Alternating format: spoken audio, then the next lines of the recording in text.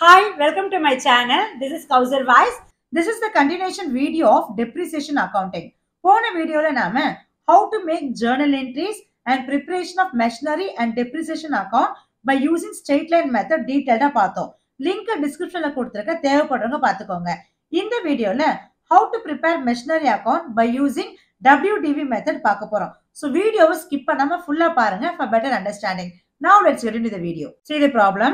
A firm purchased on 1st April 2020 a second-hand machinery for rupees 46,000 and spent 4,000 on its installation.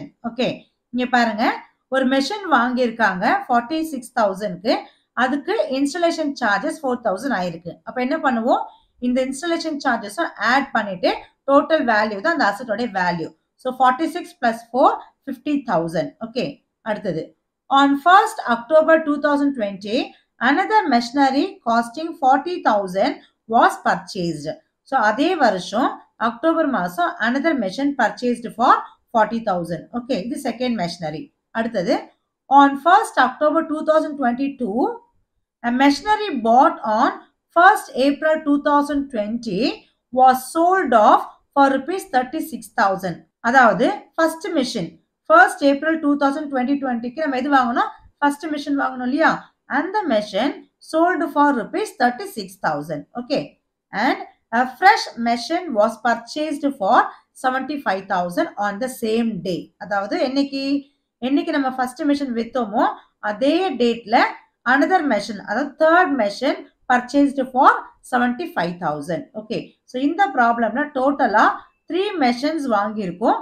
First machine நம்ம sale பண்ணிருக்கோம் சரிங்களா and then depreciation is provided annually on 31st March at 10% per annum. Okay, so account எப்போ close பண்றாங்க 31st March every year. Okay, so end of the year தான் we used to calculate depreciation at 10% per annum on WDV method. So previous problem நம்ம என்ன பார்த்தோம் straight line method பார்த்தோம் இங்க நம்ம என்ன பார்க்க போறோம்னா WDV written down value method பார்க்க போறோம். Okay, so with this information they're asking you to prepare machinery account for 3 years ending 31st March 2023. Okay, so வாங்குனதுல இருந்து till 2023 வரைக்கும் இந்த 3 yearsக்கான machinery account prepare பண்ண சொல்றாங்க. Okay, இப்போ solution போடுறதுக்கு முன்னாடி first நம்ம என்ன பண்ணுவோம் ப்ராப்ளம்ல சம்மரைஸ் பண்ணிப்போம் for easy understanding. Okay, first step முடிச்சிடலாமா see the problem. So first step complete பண்ணியாச்சு ப்ராப்ளம் நம்ம சிம்பிளிஃபை பண்ணிட்டோம் ஓகேங்களா so first April 2020க்கு மெஷின் 1 பர்ச்சேஸ் பண்ணிருக்கோம் what is the total cost 50,000 சரிங்களா டேட் பாருங்க 46 plus 4,000 installation charges total 50,000 போட்டாச்சு அடுத்தது on 1st October same year machine 2 purchased for 40,000 okay பாருங்க டேட் கொடுத்திருக்காங்க another machine purchased for 40,000 அடுத்தது so first year over second year அதாவது 2021ல எந்த இன்ஃபர்மேஷனும் கிடையாது and then 1st October 2022 machine 1 sold for rupees 36,000 சரிங்களா இங்க கொடுத்திருக்காங்க பாருங்க on 1st October 2022 machine purchased on 1st April அதாவது first machine sold for 36,000 ஓகேங்களா on the same day machine 3 purchased for 75,000 okay கொடுத்திருக்காங்க பாருங்க a fresh machine was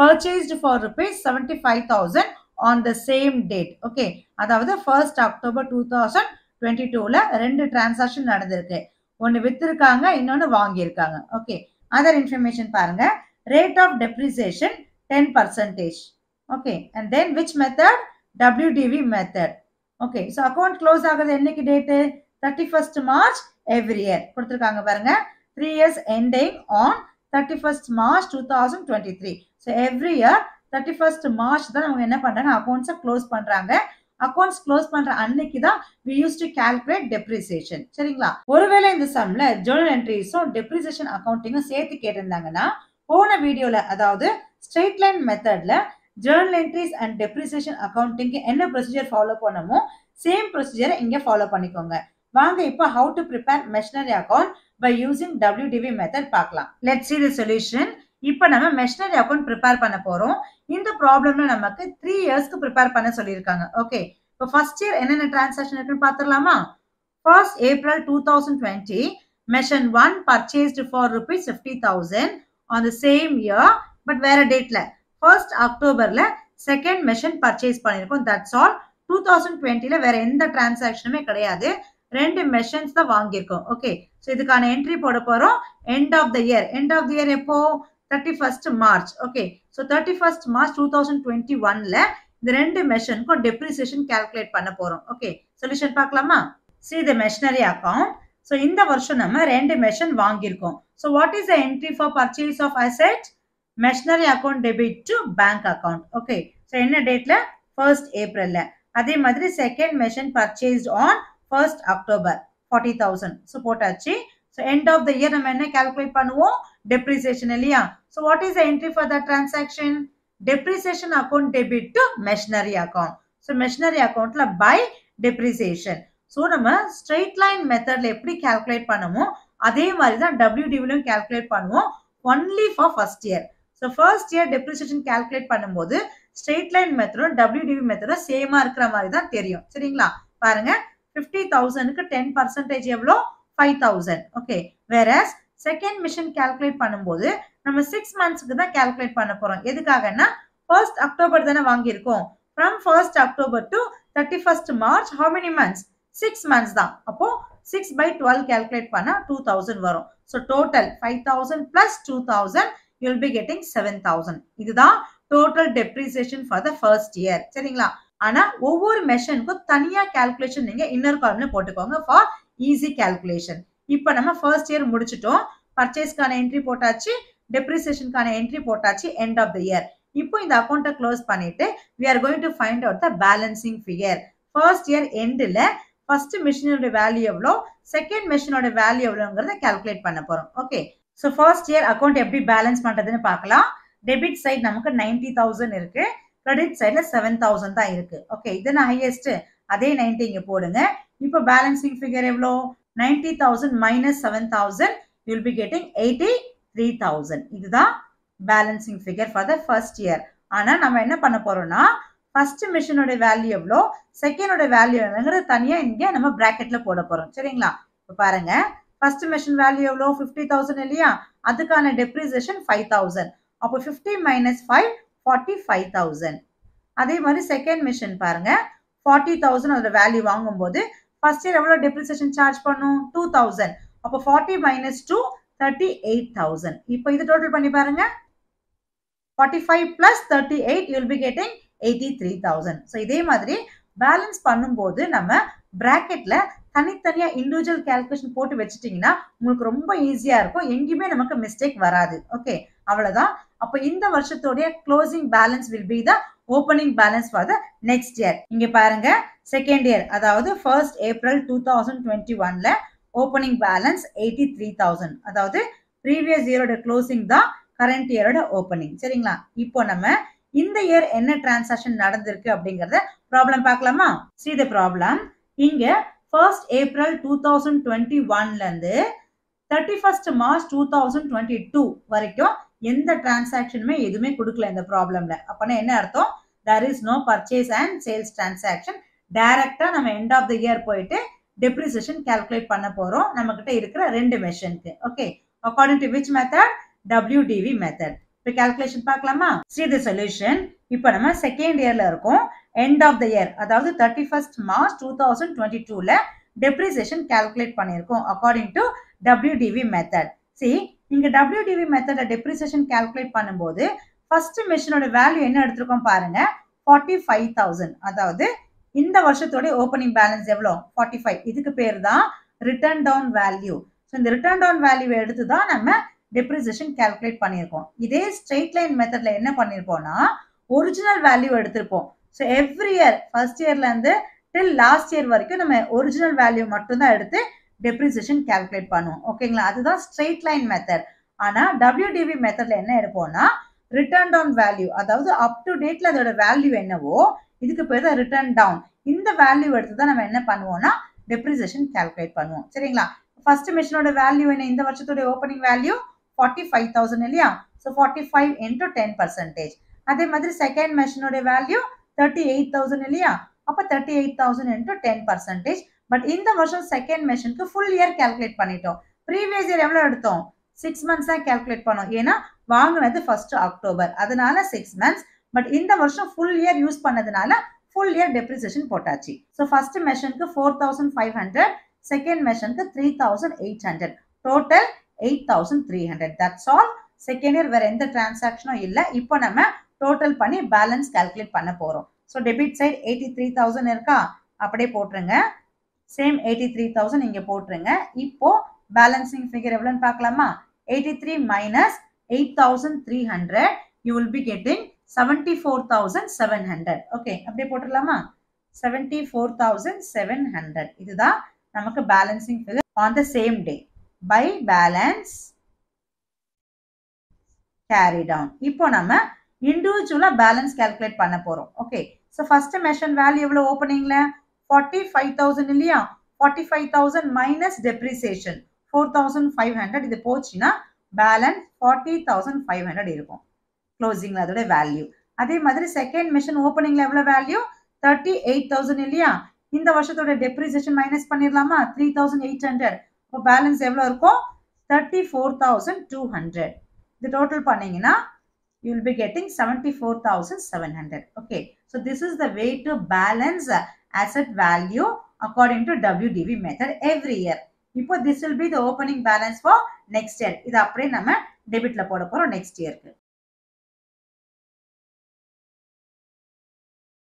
That's all. See the problem for the next year transaction. அதாவது third yearல என்ன transaction நடந்திருக்குன்னு பார்க்க போறோம் ப்ராப்ளம்ல. Problem பார்க்கலாமா?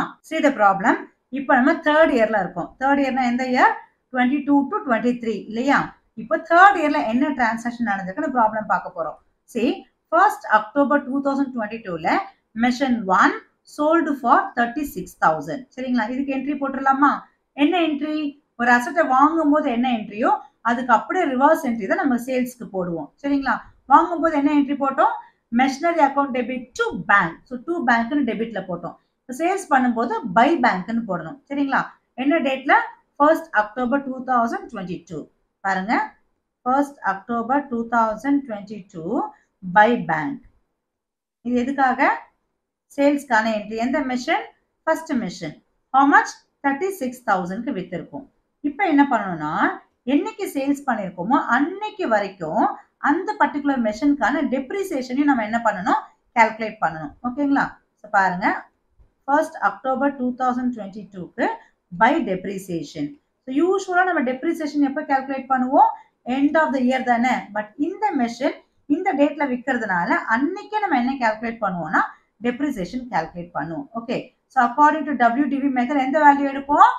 WDV. இதுதான் ரிட்டர்ன் டவுன் வேல்யூ. இந்த வேல்யூக்கு தான் நம்ம எடுத்து கால்குலேட் பண்ணுவோம். பாருங்க, இந்த வருஷத்துடைய ஓப்பனிங் வேல்யூ எவ்வளோ? 40,500 இல்லையா? ஸோ 40,500. rate of depreciation எவ்வளோ? 10%. 10%. how many months? till October வரைக்கும் தானே. so 1st April to till 1st October how many months? 6 months தான். அப்போ 6 monthsக்கான calculation பாருங்க. how much? 2,025 வரும். ஓகே, ஸோ எழுதிக்கோங்க, 2,025 rupees. அவ்வளவுதான். ஸோ சேல்ஸ் பண்ணதுக்கான என்ட்ரி அப் டு டேட் வரைக்கும் டெப்ரிசியேஷன் போட்டாச்சு. இப்போ என்ன பண்ணணும்னா, இந்த மெஷின் ப்ராஃபிட்டுக்கு வித்திருக்கோமா லாஸ்க்கு வித்திருக்கோமான்னு கண்டுபிடிக்கணும். அதுக்கு ஒரு சின்ன ஒர்க்கிங் நோட்ஸ் நம்ம பார்க்க போறோம். ஓகே, சரி the solution. So first machine எவ்வளோக்கு வாங்கியிருக்கோம்? 50,000க்கு. ஃபர்ஸ்ட் இயர் டெப்ரிசியேஷன் எவ்வளோ கால்குலேட் பண்ணோம்? 5,000. ஓகேங்களா? அதே மாதிரி செகண்ட் இயர் ஃபர்ஸ்ட் மெஷினுக்கு எவ்வளோ டெப்ரிசியேஷன் கால்குலேட் பண்ணியிருக்கோம்? 4,500. அதே மாதிரி தேர்ட் இயர் 6 monthsக்கு தான் கால்குலேட் பண்ணோம் இல்லையா? how much? 2,025. ஓகே, ஸோ இதெல்லாம் மைனஸ் பண்ணி நம்ம ஃபர்ஸ்ட் மெஷினரியோடைய புக் வேல்யூ கால்குலேட் பண்ண போறோம் on the date of sales in order to find out profit or loss on sale of asset. Okay, working note பாருங்க. computation of profit or loss on sale of machine 1. so எவ்வளவுக்கு purchase பண்ணோம்? 50,000. first year depreciation 5,000 minus பண்ணா 45,000. இதுதான் return down value. second year depreciation 4,500. இதுதான் return down value after 2 years depreciation. அதே மாதிரி third இயருக்கு 6 months தான் கால்குலேட் பண்ணோம் இல்லையா? 2025. இதெல்லாம் மைனஸ் பண்ணா 38,475 இருக்கு. இதுதான் book value on the date of sale of machine 1. இப்போ now you are going to compare with selling price. So அந்த மெஷின் எவ்வளவுக்கு சேல்ஸ் பண்ணிருக்கோம்? See the problem. First machine எவ்வளவுக்கு சேல்ஸ் பண்ணிருக்காங்க? 36,000. Okay. So அந்த மெஷின் எவ்வளவுக்கு சேல்ஸ் பண்ணிருக்கோம்? 36,000 இல்லையா? அப்போ புக் வேல்யூ விட கம்மியா தான் சேல்ஸ் பண்ணிருக்கோம். அப்ப என்ன பேலன்சிங் ஃபிகர்? 2,475 நமக்கு loss. Okay. So selling price is lesser than the book value. Okay. அப்ப நமக்கு லாஸ் வருது. அப்ப என்ன என்ட்ரி போடுவோம்? Profit and loss account debit to asset account. இப்ப asset accountல by profit and loss அப்படின்னு நம்ம போட போறோம். Okay. See the solution. So இங்க நம்ம first மெஷின் வித்ததுனால என்ன வந்திருக்கு? லாஸ் வந்திருக்கு இல்லையா? So அதுக்கு என்ன என்ட்ரி போட்டோம்? By profit and loss account. How much? 2,475. ஒருவேளை நமக்கு ப்ராஃபிட் வந்திருந்ததுன்னா டெபிட் சைட்ல போடுவோம். டு ப்ராஃபிட் அண்ட் லாஸ் அக்கௌண்ட்னு போட்டிருப்போம். சரிங்களா? ஸோ இங்க நமக்கு loss. That's all. So first machine வாங்கினது வந்து ஃபுல்லா டெப்ரிசியேஷன் போட்டு அதுக்கான சேல்ஸ் என்ட்ரி போட்டாச்சு. அதோட ரிசல்ட்டும் போட்டுட்டோம். ப்ராஃபிட்டா லாஸ்ன்னு போட்டு முடிச்சிட்டோம். That's all. இப்போ வேற எந்த டிரான்சாக்ஷன் இருக்கா அப்படிங்கறது நம்ம பார்க்கலாமா? See the problem. On the same day, அதாவது 1st October 22, machine 3 purchased for 75,000. Okay. So இதுக்கான பர்ச்சேஸ் என்ட்ரி போட போறோம். வேற எந்த டிரான்சாக்ஷனுமே இல்ல. டைரக்டா எண்ட் ஆஃப் த இயர் நம்ம கையில என்னென்ன மிஷின்ஸ் இருக்கோ அதுக்கான டெப்ரிசியேஷன் சார்ஜ் பண்ண போறோம். ஸோ ஃபர்ஸ்ட் மிஷினோட சாப்டர் ஓவர். இப்போ நம்ம கிட்ட செகண்ட் மெஷினும் தேர்ட் மெஷினும் இருக்க போது அதுக்கான depreciation end of the year calculate பண்ண போறோம். See the solution. இப்போ நம்ம தேர்ட் மெஷின் வாங்கியிருக்கோம் on the same day. இன்னைக்கு 1st October 2022. How much? 75,000. That's all. There is no any other transaction during this year. So சேல்ஸ்க்கான என்ட்ரியும் போட்டு எல்லாம் முடிச்சிட்டோம். புது மெஷின் வாங்கினதுக்கான பர்ச்சேஸ் என்ட்ரி போட்டாச்சு. இப்போ என்ன பண்ணுவோம்? as usual end of the year. இன்னைக்கு end of the year 31st March 2023. அன்னைக்கு நம்ம டெப்ரிசியேஷன் கால்குலேட் பண்ண போறோம் நம்ம கையில இருக்கிற ரெண்டு மெஷினுக்கு. So first machine already sold off இல்லையா? அதை விட்டுடுங்க. செகண்ட் மெஷினோட வேல்யூ எவ்வளோ? இந்த பிகினிங் இந்த வருஷத்தோட ஓப்பனிங் வேல்யூ எவ்வளோ? 34,200 இல்லையா? அதுக்கான டெப்ரிசியேஷன் தனியா போடுங்க. 3,420 வரும். அதுக்கு அடுத்து தேர்ட் மெஷின் இந்த வருஷம் தான் வாங்கியிருக்கோம். என்னைக்கு வாங்கியிருக்கோம்? 1st October இல்லையா? From 1st October to 31st March, how many months? 6 months தான். ஓகே. அப்போ 75,000 into 10% into 6 by 12 you'll be getting 3,750. சரிங்களா? ஸோ இதோட டோட்டல் தான் டோட்டல் டெப்ரிசியேஷன். That's all. இப்போ தேர்ட் இயர் நம்ம அக்கௌண்ட்டை க்ளோஸ் பண்ணி பேலன்சிங் ஃபிகர் கால்குலேட் பண்ண போறோம். இங்க பாருங்க டெபிட் சைடு நமக்கு டோட்டல் 1,49,700 இருக்கு. அதே வேல்யூ இங்க போட்டுருங்க. ஸோ இதெல்லாம் டோட்டல் பண்ணி நீங்க இதுல மைனஸ் பண்ணீங்கன்னா உங்களுக்கு பேலன்சிங் ஃபிகர் எவ்வளவு வரும்னா 1,02,030. இதுதான் டோட்டல் பேலன்ஸ். ஆனா நீங்க வித்தின் த பிராக்கெட் இண்டிவிஜுவல் அசெட்டோடைய வேல்யூ தனியா போட்டுக்கோங்க ஃபார் ஈஸி கால்குலேஷன். சரிங்களா? ஸோ செகண்ட் மிஷினோட வேல்யூ எவ்வளோ? 34,200 மைனஸ் 3,420 டெப்ரிசியேஷன். அப்போ பேலன்ஸ் எவ்வளோ இருக்கும்? 30,780 இருக்கும். அதே மாதிரி தேர்ட் மெஷின் பர்ச்சேஸ்டு ஃபார் 75,000. அதோட டெப்ரிசியேஷன் எவ்வளோ?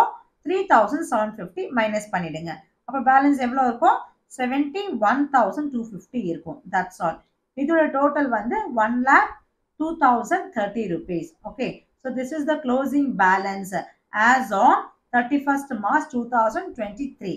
This will be the opening balance for the next year. Next year na inniki next day 1st April 2023 to balance brought down 1,02,030 and the ரெண்டு மெஷினோட split அப்பும் போட்டுக்கோங்க. Okay. So this is the way to prepare machinery account according to WDV method. Okay. And please check the description box for more collections. And இந்த video உங்களுக்கு பிடிச்சிருந்ததுன்னா please like பண்ணி comment பண்ணுங்க and subscribe பண்ணி share பண்ணுங்க. Thank you.